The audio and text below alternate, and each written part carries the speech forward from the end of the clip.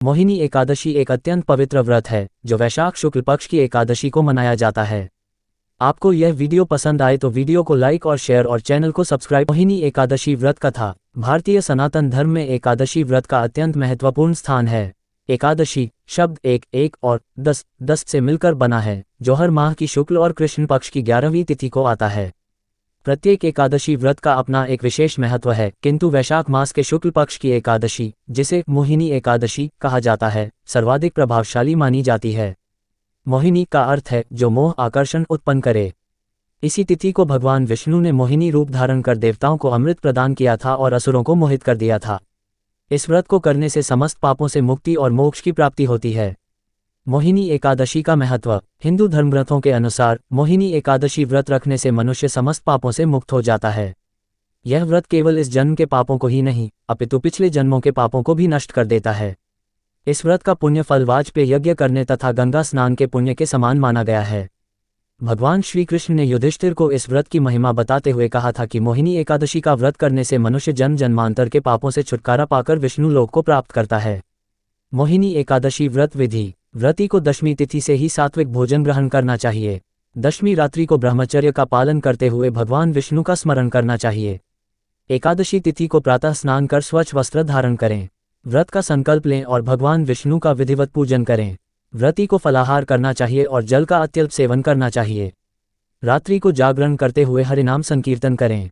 द्वादशी तिथि पर ब्राह्मणों को भोजन करवाकर व्रत का पारण करें। मोहिनी एकादशी व्रत की कथा। महाभारत के वन पर्व में एक प्रसंग आता है जिसमें धर्मराज युधिष्ठिर ने श्री कृष्ण से पूछा, हे जनार्दन, कृपा करके वैशाख शुक्ल एकादशी का नाम, महत्व और व्रत विधि मुझे बताए। इस पर भगवान श्री कृष्ण मुस्कुराए और बोले, हे राजन, सुनो जो मैं कहता हूँ। वैशाख शुक्ल पक्ष की एकादशी को मोहिनी एकादशी कहते हैं।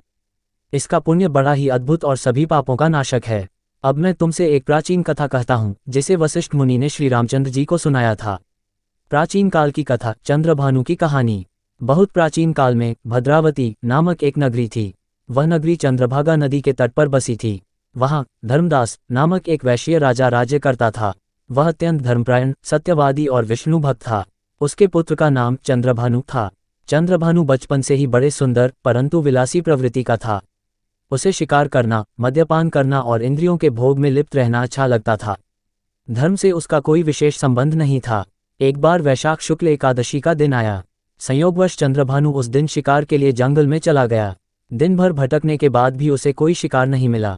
भूख प्यास से व्याकुल वह बेहोश होकर धरती पर गिर पड़ा। उस समय संयोगवश एकादशी का उपवास और व्रत का नियम उस पर लागू हो गया। जब संध्या समय उसकी चेतना लौटी तो वह किसी प्रकार घर लौट आया। घर आकर उसने थोड़े से फल खाए। इस प्रकार उसने अनजाने में ही एकादशी व्रत का पालन कर लिया। चंद्रभानु का पापों से छुटकारा।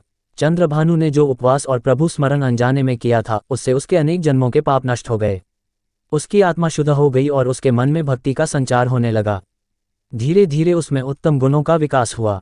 अगले जन्म में वह एक तेजस्वी और धर्मात्मा राजा बना, जिसने अपने राज्य में धर्म की स्थापना की। अंततः मृत्यु के पश्चात वह मोक्ष प्राप्त कर भगवान विष्णु के धाम को गया।